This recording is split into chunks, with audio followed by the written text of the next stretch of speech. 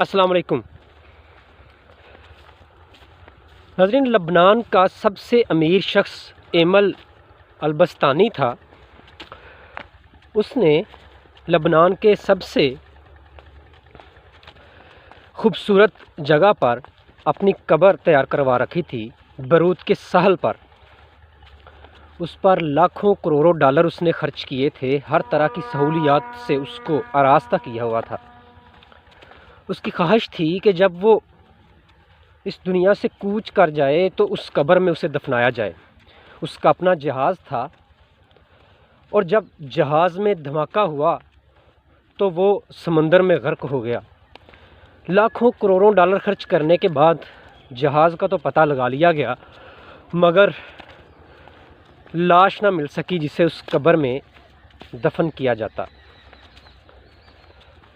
برطانیہ کا سب سے امیر ترین شخص ایک یہودی رود تشلر تھا۔ کہتے ہیں کہ اس کے پاس اتنا پیسہ تھا، اتنی دولت تھی کہ بعض اوقات حکومت بھی اس سے قرض لیتی تھی۔ برطانیہ کے خوبصورت شہر میں اس کا محل تھا، اس میں ایک بڑا کمرہ اس نے مختص کیا تھا جو مال و زر سے بھرا رہتا۔ ایک دفعہ وہ اس کمرے میں داخل ہوا اور دروازہ لاک ہو گیا۔ ناظرین، اس کمرے کی خاصیت تھی کہ اس کا دروازہ صرف اور صرف باہر سے ان لاک ہوتا تھا۔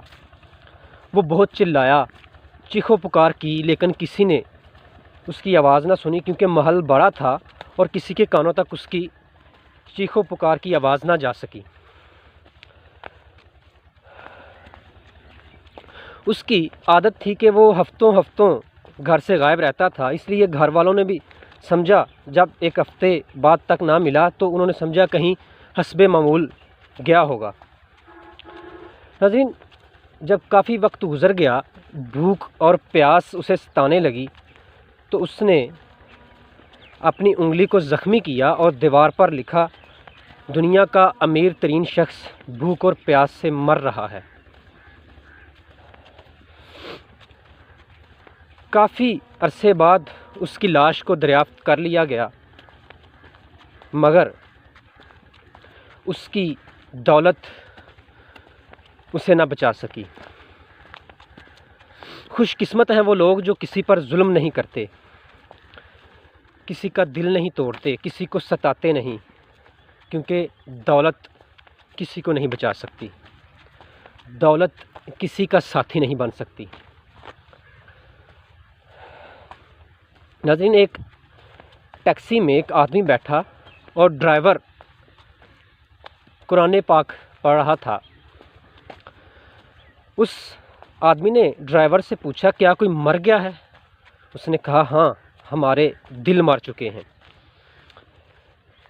جو ہم قرآن پاک کو گھر میں ہونے کے باوجود بھی کھولتے نہیں، پڑھتے نہیں۔ ناظرین، ایک قیدی قرآن پاک تب کھولتا ہے، اس کی تمنا تب کرتا ہے جب اسے قید تنہائی میں ساتھی کی ضرورت ہوتی ہے۔ ایک مریض قرآن پاک کی تلاوت تب کرتا ہے جب ہسپتال میں اسے ضرورت ہوتی ہے کہ اسے مرض سے چھٹکارا حاصل ہو۔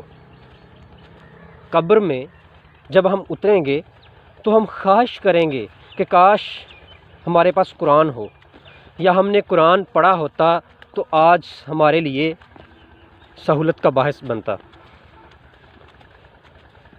آج ہم نہ قیدی ہیں، نہ مریض اور نہ مر چکے ہیں، پھر ہمیں کیوں کر قرآن کی طلب ہوگی؟ کیا ہم اب تو قرآن ہماری نظروں کے سامنے ہے، کیا ہم بھی قرآن کو تب طلب کریں گے جب ان مصیبتوں میں سے کسی میں گرفتار ہو جائیں گے؟ آئیے دعا کیجئے، اے اللہ، قرآن کو ہمارے دلوں کی بہار، ہمارے سینوں کا نور، ہمارے ایوب کا پردہ پوش، ہمارے نفوس کا مددگار، ہماری قبر کا ساتھی اور قیامت میں ہمارا سفارشی بنا دیجئے۔ اے اللہ، ہمیں قرآن کے حقوق ادا کرنے کی توفیق عطا فرما دیجئے۔ اقبال نے بھی ہمیں جھنجھوڑنے کی کوشش کی تھی کہ زمیں کیا آسماں بھی تیری کٹتی نی پہ روتا ہے، غضب ہے سطر قرآن کو چلیپا کر دیا تو نے، زباں سے گھر کیا توحید کا دعویٰ تو کیا حاصل، بنایا ہے بت بندار کو اپنا خدا تو نے۔ Thank you very much. اگر آپ کو یہ ویڈیو اچھی لگی ہے تو اس کو لائک کر لیں اور دوستوں سے شیئر لازمی کریں۔ اگر آپ اس چینل پر نئے ہیں تو میری آپ سے ریکویسٹ ہے تو اس چینل کو سبسکرائب کر لیں اور نیچے دیے گئے بیل آئیکن کو ہلکا سا پش کر دیں تاکہ ہماری آنے والی ہر ویڈیو آپ کو ملتی رہے۔